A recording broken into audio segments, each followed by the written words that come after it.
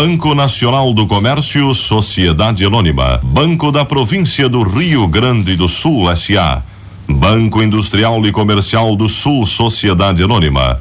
Os 3 maiores bancos privados do sul do país, agora reunidos, trazendo até você o programa 2001. Boa tarde, senhoras e senhores. Nós estamos reconstituindo a história da radiofonia do Rio Grande do Sul para que seja lembrada mesmo depois de...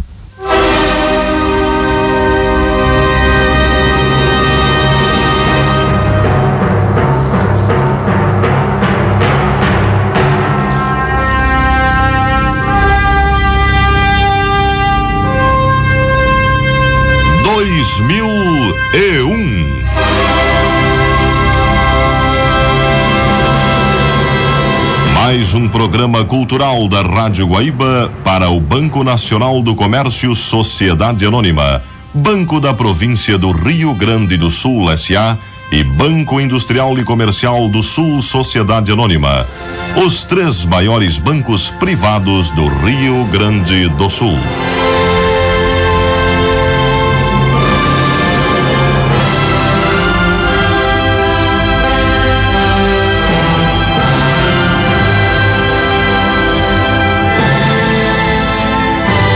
A maior rede bancária do sul do país, reunindo os 3 maiores bancos privados, prestando serviços a você. Banco Nacional do Comércio, S.A.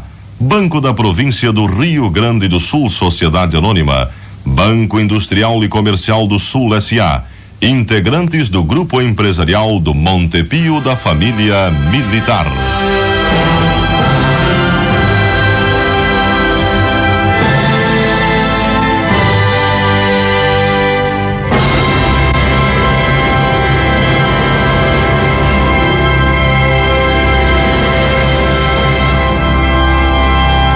Com muita satisfação, nós registramos hoje a presença em nossos estúdios de uma das glórias da crônica esportiva do Rio Grande do Sul. O pioneiro, talvez, da crônica esportiva em radiodifusão. Trata-se do professor Amaro Júnior, antigo militante da imprensa, nosso velho companheiro aqui da Companhia Jornalística Caldas Júnior. E, segundo creio, o homem que iniciou os esportes no rádio, não foi, professor? Não foi. Antes, bem, precisa saber o que é que se conta como início do esporte no rádio. Das transmissões esportivas diretas do campo de futebol, eu não fui iniciador, mas fui iniciador dos noticiosos esportivos em cada... Nas rádios? Nas rádios. Eu me lembro de um programa que o senhor manteve durante muitos anos, Esportes em Revista, não? Esportes em Revista, 16 anos no rádio. 16 anos? 16 anos no rádio e nas 3 estações locais, que naquele tempo existiam, né? Hoje parece que são 14 ou 15, mas naquele tempo havia só 3 estações, a Gaúcha, a Farroupilha e depois a Difusora.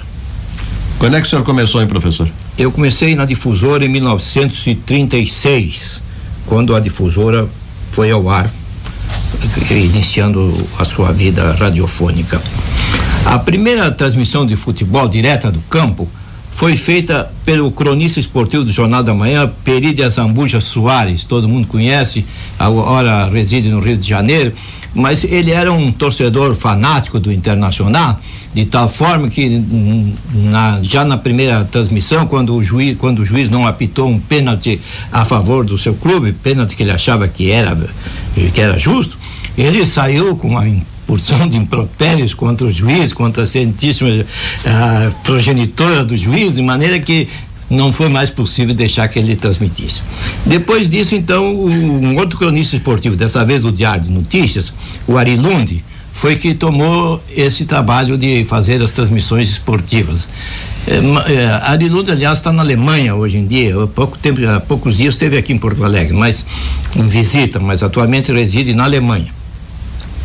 E ele também fez algumas irradiações, e aí então foi que eu entrei, depois do Ari Lund. Mas nesse terreno também outros fizeram uma ou outra irradiação, o Mário Sirpa, o Rui Figueira. Me lembro que o Rui Figueira irradiou um jogo do campeonato do 4º distrito, lá do campeonato varziano, Avenida, não sei quem mais, de Pombal. Foi uma coisa. Bom, mas. E como é que irradiava, hein, professor? Bem, nós irradiamos de qualquer maneira, né? No meio do povo, trepado em cima de caixotes, trepado em cima, me lembro que ali na Baixada irradiávamos de cima de um barzinho improvisado que tinha ali fora, e era perigoso porque no meio do povo, assim, nós estávamos sujeitos a ser agredidos pela torcida, que tínhamos que ter muito cuidado. A vantagem daquele tempo, que aliás as radiações do futebol naquela época eram muito dificultadas, porque os jogadores não tinham números. E um jogo noturno, por exemplo, era difícil de se fazer e mesmo porque a eliminação sempre eram precárias naquela época, era difícil de se fazer uma definição entre Tesourinha, Abigail, qualquer deles, que já eram tipos mais ou menos parecidos, iguais, e da mesma cor, e dentro do campo era terrível de se fazer uma diferença entre eles. Maneira que nós fazíamos quando vimos um deles pegar a bola, dava um nome qualquer, e depois, quando verificávamos o engano, se houvesse, passávamos a bola de um para o outro e assim o jogo continuava. Agora, a vantagem nessa época é que não havia os transistores, o indivíduo ia para o campo só para ver o jogo e não para ouvir, e quem ouvia ficava em casa. E quem estava em casa não sabia se a bola estava com o Tesourinho, com a Abigail, não sabia lá quem era, mas é que nós passávamos a bola para um para outro quando era necessário. Quando não se enxergava direito quem é a pessoa que estava com a bola em jogo, porque não havia número, nós não tínhamos nenhuma base para distinguir um do outro, principalmente num jogo noturno quando as eliminações sempre foram precárias. E havia comentarista, repórter, essas coisas que abundam hoje? Não, repórteres não havia. Não havia comentarista nem havia repórter. O comentarista veio depois. Aliás, eu acho que nesse ponto sim eu fui pioneiro do comentário aqui em Porto Alegre. Depois que eu deixei de transmitir as partidas com a chegada do Cosi, do Duvaldo Cosi. O Duvaldo Cosi já era um nome consagrado na radiofonia carioca como locutor esportivo, e aí ele começou a irradiar, ele fazia as radiações com aquela maestria que ele era peculiar. E eu então passei a ser comentarista, porque no Rio havia comentaristas, aqui não havia. Naquele tempo íamos um operador pro campo, um que fazia os anúncios, porque os anúncios eram feitos separadamente. O locutor de futebol, ele transmitia só futebol e fazia os intervalos e entrava a voz do comentário do que fazia os anúncios, do speaker de publicidade. O senhor disse que a primeira transmissão foi do Peri Azambuja Soares. Que ano foi isso, hein, professor Amaro Júnior? Isso deve ter sido lá por ano 31, 32, por aí, não posso perder. E o senhor começou a transmitir quanto? 36. 36. 30. O Cosi veio em 37? Não, o Cosi veio em 38, fim de 38. Fim de 38. Bem, eu tenho, e agora eu tenho que falar de mim também, que eu tenho para mim que sou o locutor que até hoje foi mais eclético no esporte. Eu transmiti futebol, basquete, ciclismo, automobilismo, motociclismo, atletismo de campo e de pista, corrida de rua, remo, boxe, kart e até bolão eu transmiti de uma vez. Até bolão. E havia ouvintes, hein, professor? Havia muitos ouvintes. E daquilo era novidade, né? Aliás, eu tenho que contar uma coisa também, que para se irradiar um match de futebol, por exemplo, precisava-se uma autorização escrita dos dois clubes que disputavam o jogo, porque eles tinham uma convicção perfeita de que as radiações traziam prejuízos às arrecadações, às rendas, porque o povo, porque era novidade aquilo, né? E achava que o povo ficava em casa só para ouvir os locutores e não ia ver o jogo. E assim, então, precisava de uma autorização especial do Conselho. Então, tinha outro ponto também, pagava assim, às vezes, para se radiar os jogos, as estações pagavam. Inclusive, lembro-me que uma estação que não era nossa havia comprado a transmissão de um Grenal que se realizou no campo do Força e Luz com exclusividade. Então ela anunciou que só ela que ia irradiar aquele jogo, ninguém mais se irradiava. E nós, que aí já estávamos o COS em Porto Alegre, resolvemos acabar com aquele negócio da exclusividade e E na véspera do jogo nós fomos lá para a beira do campo do Força e Luz e começamos a subir nos telhados ali pegado das ruas vizinhas para irradiar de cima do telhado. Mas aquilo foi só uma encenação, porque nós já tínhamos conseguido, eu já tinha conseguido, com o presidente do Força e Luz, que ele nos desse licença para transmitir o jogo de dentro do reservado da diretoria do Força e Luz, que era um lugar estanque, que ninguém podia mandar lá. Então, só a diretoria do Força e Luz. E o presidente do Força e Luz disse: não, vocês podem transmitir aqui dentro da nossa da cabine da diretoria. Havia lá um camarote que era da diretoria, no velho pavilhão que ainda existe até hoje. Bem, então na hora da irradiação, que ia começar a irradiação, a outra estação começou a irradiação dizendo que tinha exclusividade, que apesar de ter havido outras estações que referindo-se a nós, naturalmente, que tinham anunciado que também irradiar, que a irradiação era deles com exclusividade. Então nós entramos por uma casa nos fundos da Rua Silva Só, se não me engano, ali ao lado do campo Força e Luz, entramos pela cerca dos fundos e botamos os nossos fios ali por aquela cerca diretamente no camarote da diretoria do Força e Luz. E aí tentaram como é que se diz, romper os nossos fios, rasgar, cortar os nossos fios. Mas eu tinha tido uma providência, tinha tomado uma providência, tinha levado uma equipe de lutadores de CAT para garantir os fios. E aí foi que não foi possível os nossos adversários cortarem os fios. Aí aconteceu que a estação que havia comprado a exclusividade, em sinal de protesto, retirou-se do campo, não irradiou o jogo. E nós então ficamos nós sozinhos irradiando com a exclusividade. Com a exclusividade nossa. Eram coisas que aconteciam naquela época. Outra vez, por exemplo, quando as radiações eram gratuitas, que a gente só com a licença do clube, não? Eles exigiam, os senhores não anunciam que vão irradiar o jogo, não anunciam, não pode anunciar.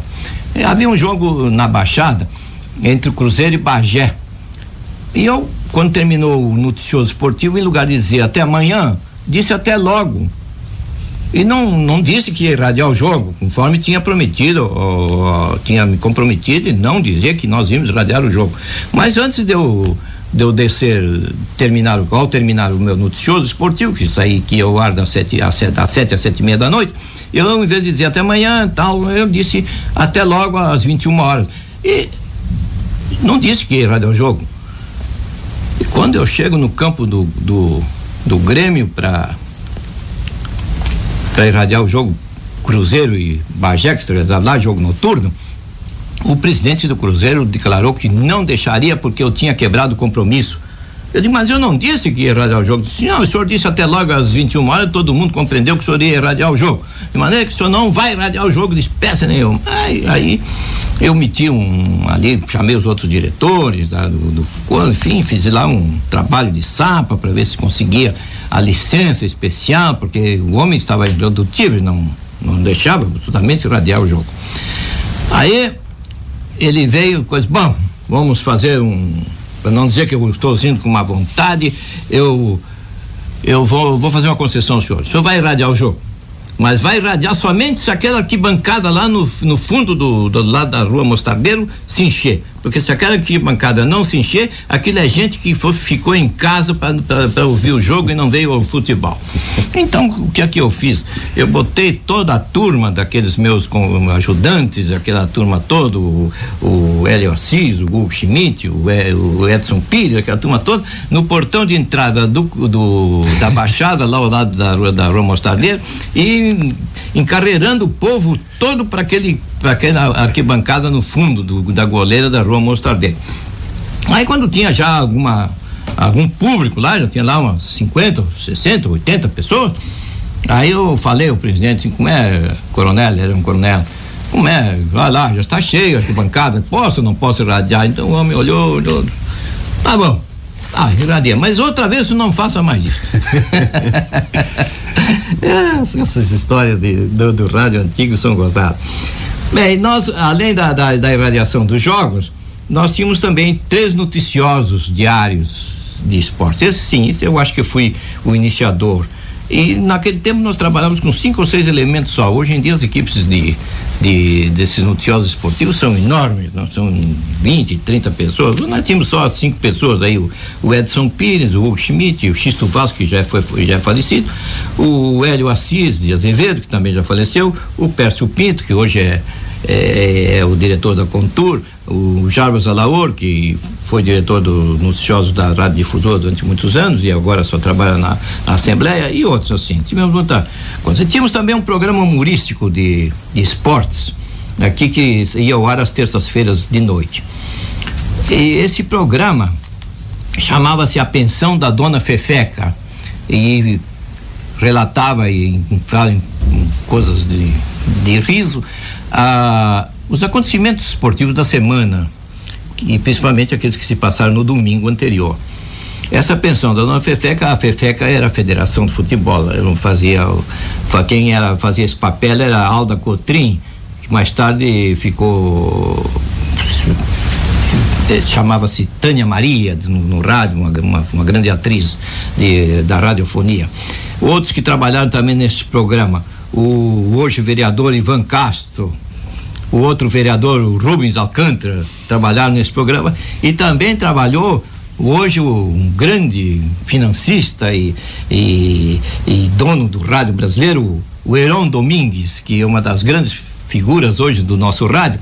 O Heron Domingues fazia o papel do Dr. Grêmio, que era representava o Grêmio, né? Eu fazia o papel do Cruzeiro, Dr. Seu Cruz. E o Heron Domingues era o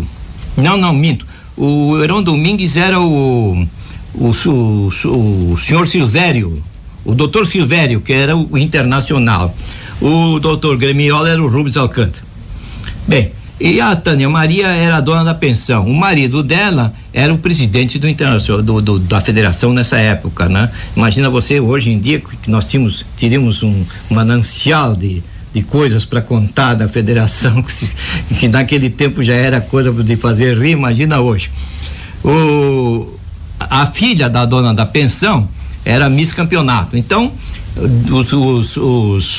os moradores da pensão representavam os 7 ou 8 clubes porto-alegrenses que naquele tempo disputavam o Campeonato Porto Alegre, Nacional, Renner, e o Renner era um operário, o Forceluz era um motorneiro, o Nacional era um molecote atrevido, que vivia brigando com todo mundo, e o São José era um santo que vivia sempre fazendo citações bíblicas, essa coisa toda.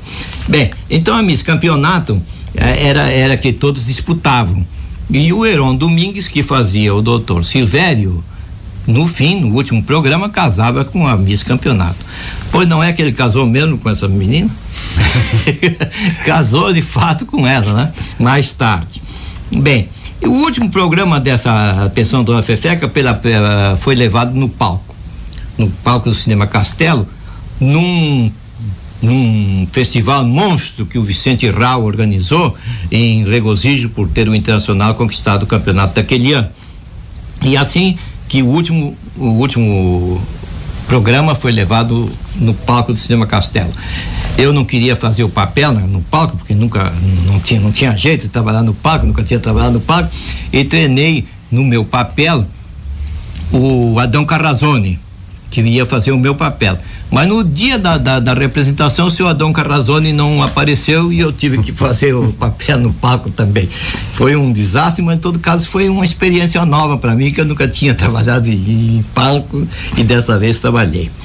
E também, por ocasião da transferência do Silvio Pirillo para o Penharol de Montevidéu, que ele era do Internacional aqui, houve uma coisa horrorosa aqui, havia um drama por causa dessa transferência do Penharol. Ele foi raptado, foi levado para Tramandaí, escondido lá, essa coisa que naquele tempo não se compreendia bem o que era o profissionalismo.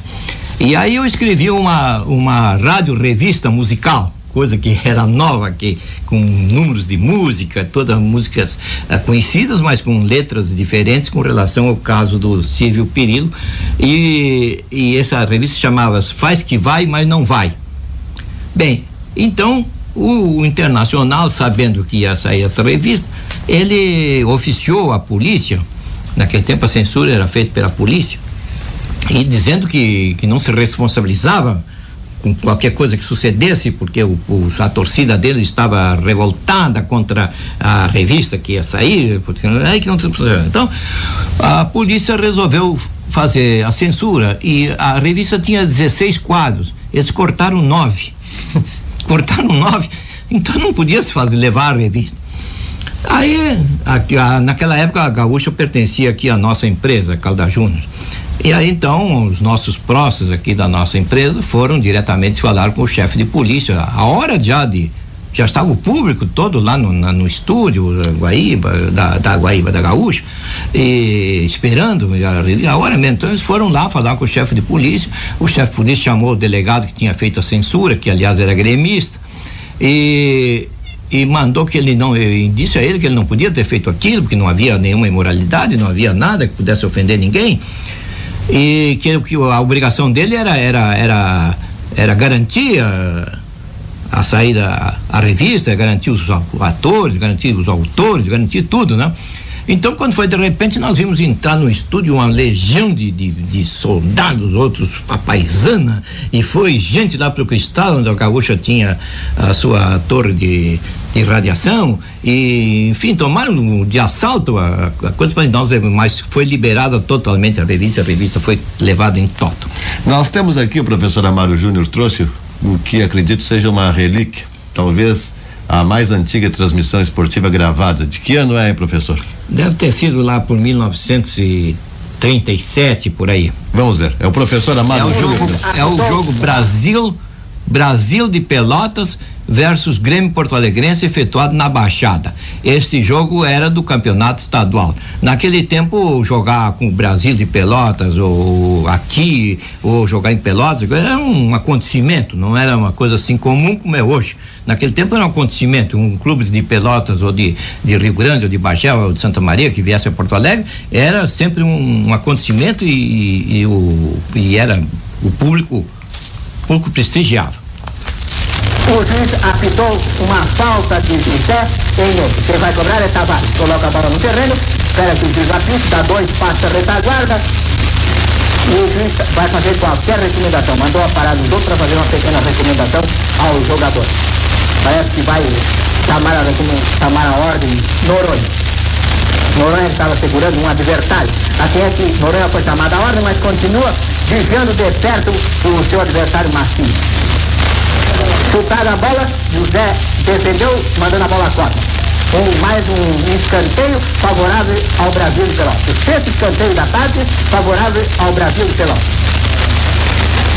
26 minutos e continua o match empatado em um tempo. Quem vai cobrar é Tatão. Tatão coloca a bola no terreno, enquanto que Daí está reclamando qualquer coisa ao juiz Cesar. O juiz manda bater o corner, que é defendido pela cabeça de Noronha. De longe, Alvin alveja ao arco de Edmundo, porém sem resultado. A bola passou muito acima do travessão do ar. Essa é uma redação da PRC2, Rádio Sociedade Gaúcha de Porto Alegre. Em cadeia, a PRH4, Rádio Cultura de Pelotas. Bola novamente em situação no centro do campo, observe do velho Foguinho. Outra vez Karma Ramon está controlando muito bem a bola e passa agora a Alvin. Alvin controla o balão no terreno e procura servir seus companheiros, mas aparece Noronha, despeja agora para o Chotorena. O Chotorena escapa pela sua ala para servir o César Basílio. Foguinho já era velho naquela época, professor? Já era velho, imagina você o que ele é hoje. Bem, esse jogo terminou parece que empatado, se não me engano, e foi efetuado, como disse, aqui em Porto Alegre. Depois, com o COSE, aqui melhoramos bastante as radiações esportivas, porque ele era indiscutivelmente um as do esporte. Aí passei a ser comentarista, e fui comentarista com outros locutores, como, por exemplo, o Antônio Cordeiro, da Rádio Nacional, com quem trabalhei num jogo do Campeonato Sul-Americano, o Geraldo José de Almeida, que hoje anda aí enganando com os bigodes brancos, os cabelos brancos, o Silvio Luiz, da Record de São Paulo, e outros que eu não me lembro nesse momento. Bem, aqui com a nossa gente fui com o Farido Germano, o Cândido Norberto e outros que eu fui comentarista com eles nas diversas etapas, diversos jogos em que eles transmitiram. Bem, este é um pequeno lembrete do que foi o rádio esportivo, na sua parte esportiva, no início do seu trabalho em prol do esporte, hoje tão difundido. Nesta época em que o esporte mantém-se como uma das bases da radiofonia gaúcha, é-nos grato saber que fomos pioneiros, que trabalhamos para que essa rapaziada de hoje possa auferir o sucesso que estão auferindo nesse momento. Obrigado ao professor Amado Júnior, uma das glórias da crônica esportiva do Rio Grande do Sul e, como se viu, um dos pioneiros das transmissões de esportes em nosso estado. Esse depoimento, gravado, há de ser lembrado, acredite, professor, mesmo depois de